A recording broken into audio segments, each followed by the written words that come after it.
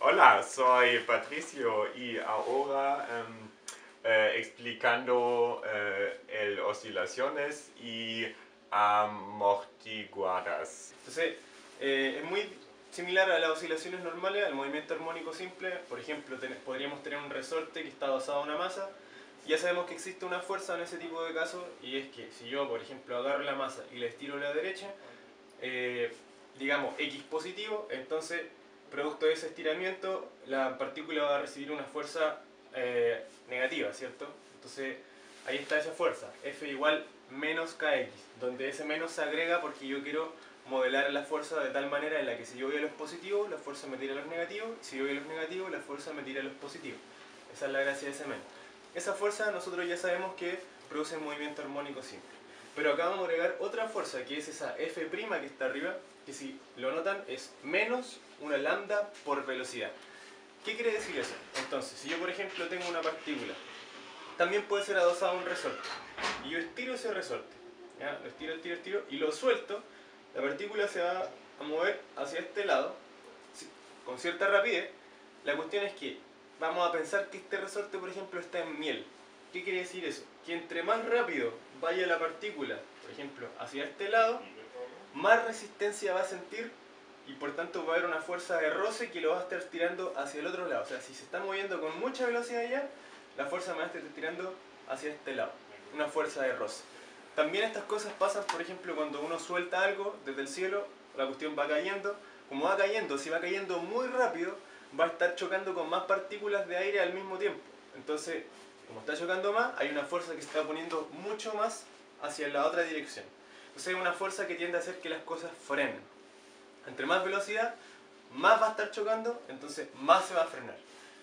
Y el signo menos lo que hace en el fondo es decirte que si la velocidad va hacia este lado, la fuerza va hacia el lado. Si la velocidad va hacia este lado, la fuerza va hacia el otro lado. Entonces, ¿por qué a veces es útil agregar esta fuerza a los problemas? Porque no siempre vamos a tener un resorte en el vacío. Van a haber resortes que, por ejemplo, pueden estar metidos en el agua, pueden estar metidos en miel. Ahora, obviamente en la vida real uno no anda haciendo experimentos con resorte y miel, pero sí, por ejemplo, de repente hay partículas eléctricas que actúan como un oscilador armónico simple, o sea, como un resorte, y resulta que estas partículas están metidas en un campo, ¿cierto? Entonces este campo igual actúa de cierta manera como una especie de aire, y eso hace que la cuestión se frene, y ahí está un amortiguamiento. Entonces, en el fondo esto es más general que un resorte metido en el aceite o en el agua o en el aire, sino que hay muchos, digamos, situaciones físicas que uno puede modelar una especie de amortiguamiento, más allá que un resorte y una masita. Entonces hay que tener claras esas dos fuerzas, una se opone al movimiento, digamos, a la posición, la otra se opone a la velocidad, y ahora lo que hay que hacer, si yo quiero obtener, que el objetivo en el fondo es obtener la posición de la partícula que está eh, siendo afectada por estas dos fuerzas en cualquier momento, eso es lo que yo quiero, la ecuación de posición, entonces ocupamos la segunda ley de Newton. Ahí tenemos nuestra masa por aceleración, es igual a todas las fuerzas que están actuando, en este caso está actuando menos kx y menos lambda b, y luego lo de siempre, igualamos todo a cero, así que esto pasa a la izquierda a positivo, luego puedo dividir por m, entonces que hay dividido m, que hay dividido m, y por una cuestión de análisis de las soluciones, porque queremos analizar las soluciones después y que sea un poco más sencillo, vamos a hacer unos cambios ahí de nombres de las variables, vamos a agregar la letra gamma, que va a ser igual a esto, y vamos a agregar el W0, que va a ser esto, W0 al cuadrado. Entonces, aquí me queda el W0 al cuadrado, aquí me queda el 2 gamma, ¿cierto? Pero en el fondo son esas cosas, solamente que las vamos a escribir de esa manera porque ya se van a dar cuenta después que van a quedar las soluciones más lindas cuando hacemos eso. Ya eso es como un tema ahí que los físicos han estado harto tiempo leseando y se dieron cuenta que es más fácil analizar las soluciones cuando uno hace ese cambio ahí de variables. ¿Ya? Pero hay que siempre acordarse que 2 gamma significa en el fondo el coeficiente de resistencia de este aire dividido la masa, y que el W0 al cuadrado significa la constante del resorte dividido la masa. Entonces ahora a resolver esta ecuación diferencial. Otra cosa sí que es importante recordar es que, bueno, esto ya pasó en una de las ecuaciones anteriores, en la del oscilador armónico simple, y vuelve a pasar aquí también en esta ecuación del oscilador armónico amortiguado. Y es que si tenemos dos soluciones de esta ecuación y nosotros las combinamos linealmente, quiere decir que la primera solución la multiplico por cualquier constante, la segunda solución la multiplico por cualquier constante, y luego sumo ambas soluciones, entonces esta cosa también va a ser solución de la ecuación diferencial. Así que si yo logro encontrar, por ejemplo, dos soluciones simplecitas y distintas, yo las puedo sumar y voy a tener una solución más general para el mismo problema. Entonces eso es lo que vamos a intentar hacer. Encontrar primero dos soluciones simplecitas y luego las vamos a sumar y ahí vamos a tener una solución general. Ya, para solucionar esta ecuación diferencial hay un método que creo que le llaman ansatz, que es analizarla y pensar qué función podría meter yo acá de tal manera que me deje despejar algo. Entonces, uno pensando un rato se da cuenta que si, por ejemplo, la función solución es una exponencial, la exponencial aquí, al derivarla y volver a derivarla, la voy a poder eliminar después. Porque va a aparecer acá, va a aparecer acá y va a aparecer acá. Entonces, eso es bien interesante y hay que probarlo porque quizás vamos a poder despejar algo. Así que vamos a pensar que nuestra solución es de esta manera.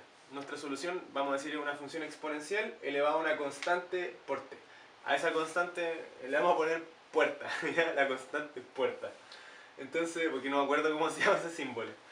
Así que, miren, ustedes se van a dar cuenta al tiro que es súper útil este método. Bueno, en realidad sirve para esta ecuación diferencial, no estoy muy seguro si sirve para otras, pero creo que sí. Así que, miren la magia que va a suceder. Entonces yo lo que quiero en el fondo es suponer que esta función es la solución y encontrar la constante puerta. Entonces, ¿cómo voy a hacer eso? Voy a reemplazar esta función en la x, pero también tengo que reemplazar en x punto y en x2 punto. Entonces vamos a derivar esto. Si la derivo, sale la constante puerta hacia afuera. Si la vuelvo a derivar, sale la constante puerta hacia afuera. Tengo dos veces ahí al cuadrado la constante puerta, acá la tengo nada. Yo no sé cuánto vale la constante puerta, pero lo que quiero es en el fondo forzar a que esto sea solución y luego encontrar esa constante. Así que reemplazo ahí mi función, reemplazo aquí esta de acá y reemplazo aquí la otra función. Me queda en el fondo esta misma ecuación, pero yo habiendo reemplazado en cada una de las x punto, x2 punto y x, mi función aquí yo supongo que es solución. Así que aquí está, y aquí viene el paso ultra útil y bacán, y es que fíjense que acá tengo por e elevado a puerta t, por e elevado a puerta t, por e elevado a puerta t. Y e elevado a puerta t es siempre un número distinto de 0. Entonces, como un número distinto de 0, yo puedo dividir todo esto por e elevado a puerta t, y me va a quedar puerta al cuadrado, más 2 gamma puerta, más w0 al cuadrado. Y esto es una ecuación cuadrática. ¿Se fijan o no? Y de hecho yo lo único que no sabía de la ecuación que yo supongo que es solución es el valor de puerta. Pero aquí yo voy a poder encontrar el valor de puerta. Entonces, el valor de puerta, resuelvo la ecuación cuadrática y me queda esto acá. Que puerta puede tomar dos valores, ¿cierto? Uno cuando esto está positivo y otro cuando está negativo. Entonces, ya tengo, fíjense, ya tengo la solución. Al principio supongo que es de cierta forma. Al suponer que es de cierta forma, la reemplazo y luego al reemplazarla encuentro la puerta que yo no sabía lo que era en el fondo en un principio. Y ahora ya sé cómo son las soluciones. Entonces, esto me da hartos casos, sí. Me da hartos casos porque fíjense que esto de aquí puede ser un número imaginario incluso dependiendo de los valores de esto que está aquí, porque si esta resta es negativa me van a dar en el fondo puertas dos valores imaginarios. Así que vamos a ir separando los casos para ver las soluciones. El primer caso, que se llama supercrítico, que es el que vamos a ver en este video, es cuando lo que está dentro de la raíz es positivo, o sea, cuando gamma es mayor que W0. Ahí está. Si eso pasa, entonces vamos a tener dos soluciones, fíjense, para el valor de puerta, dos soluciones reales. Así que yo llego y reemplazo mis dos soluciones en el valor de puerta, ¿cierto? Ahí está y aquí tengo una solución 1 y una solución 2. ¿Se fijan o no? Reemplacé exactamente esto aquí y acá, que era mi solución que yo había al principio asumido que la solución se iba a ver de esa manera. Ya tengo, fíjense, dos funciones que me solucionan esta ecuación y que son distintas. Por tanto, la solución general va a ser una combinación lineal de estas dos ecuaciones. O sea, una constante por la primera función más una constante por la segunda función. Y aquí tengo la solución general del oscilador armónico amortiguado en el caso cuando gamma es mayor a W0, que se llama el caso supercrítico. Esta es la función. Esto ya es graficable, ¿se fijan? ¿Cómo encuentro? Los únicos valores que tengo que encontrar en el fondo son alfa y beta, porque todo lo demás está dado según la, digamos, propiedad del problema. Acuérdense que gamma lo puedo sacar con estas dos constantes que están dadas, W0 la puedo sacar con estas dos constantes que están dadas, entonces lo único que me falta es alfa y beta, y eso se saca con las condiciones iniciales del problema. Entonces, por ejemplo, si yo digo que la posición inicial de la partícula está en x sub 0 y que la velocidad inicial de la partícula es 0, yo puedo reemplazar esos valores y me va a quedar una ecuación ahí que yo puedo despejar y voy a poder sacar el valor de alfa y de beta. En este caso, el valor de alfa es esto y el valor de beta es eso, con esas dos condiciones. Eso ahí va a depender del problema, lo que les diga, no sé, en la prueba. La posición inicial está en, no sé, un número medio raro, la velocidad inicial es v sub 0, van a cambiar estas cosas. Entonces, pero este es el caso más sencillo según yo. Y voy a poner al final del video cómo llegué a estos valores de alfa y beta. No es difícil, ¿ya? Es solamente reemplazar esto aquí y luego hacer una ecuación. Pero lo que me interesa ahora es analizar la solución general y su gráfico. Entonces acá tenemos la solución general y su gráfico. Aquí se me borró un poquito el plumón. Solo, lo único que hice fue reemplazar en alfa y beta los valores que me habían dado ahí abajo. Así que se ve algo así. Se ve un poco horrible la verdad, sí.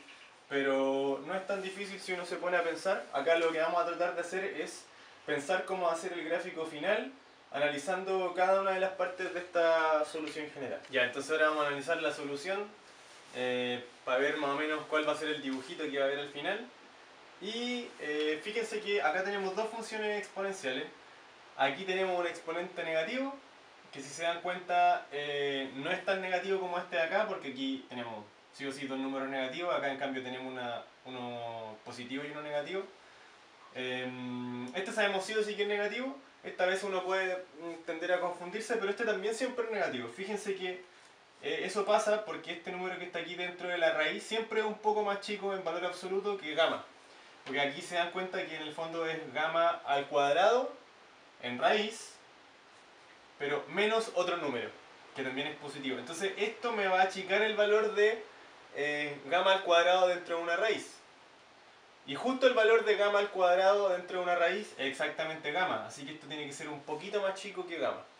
Entonces tenemos un número positivo más chico que gamma, al cual, si se fijan, tiene signo negativo, así que esto también da un número negativo, pero este es un número negativo más grande en valor absoluto. Así que tenemos dos funciones exponenciales que son ambas, ¿cierto? Más o menos de esta forma, la función exponencial decreciente, pero ahora hay que ver el número que está acompañando las funciones exponenciales. Este número que está aquí, fíjense que siempre es negativo. ¿Por qué siempre? Perdón, siempre es positivo. Fíjense que acá tenemos un 1 y acá tenemos siempre un número que es positivo. Así que acá tenemos una constante positiva y una función exponencial negativa. Ya sabemos que la gráfica de esta parte al menos va a ser algo así. Sabemos que la función exponencial es así, pero como tiene el exponente en este caso negativo, entonces se hace una simetría respecto al eje y, ¿cierto? Y tenemos esa función exponencial. Eso es matemática del liceo, se supone. Tercero o cuarto medio.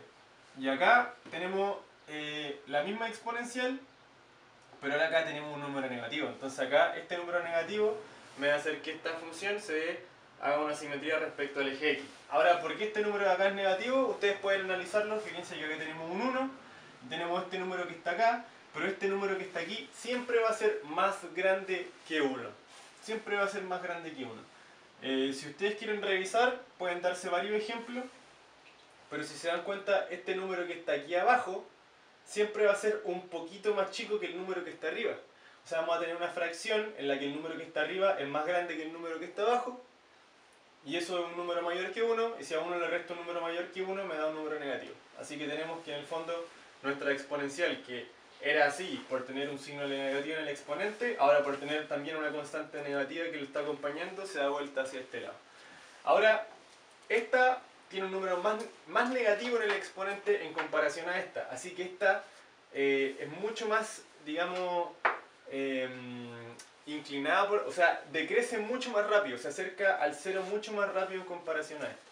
Así que, si nosotros sumamos estas dos funciones, como esta en el fondo se achica mucho más rápido, siempre va a ganar esta, entonces vamos a tener en el fondo una cuestión que va a estar en el lado de los positivos. Me va a quedar una cosa así. También lo vamos a ver en GeoGebra esto. Voy a poner exactamente esto mismo. Vamos a asignarle algunos valores a gamma, a W0. Y se van a dar cuenta que esta función que está acá, graficada, es exactamente esto que está aquí. Entonces, ¿qué es lo que pasa en este oscilador? Nosotros, por ejemplo, tenemos una partícula y nosotros la estiramos.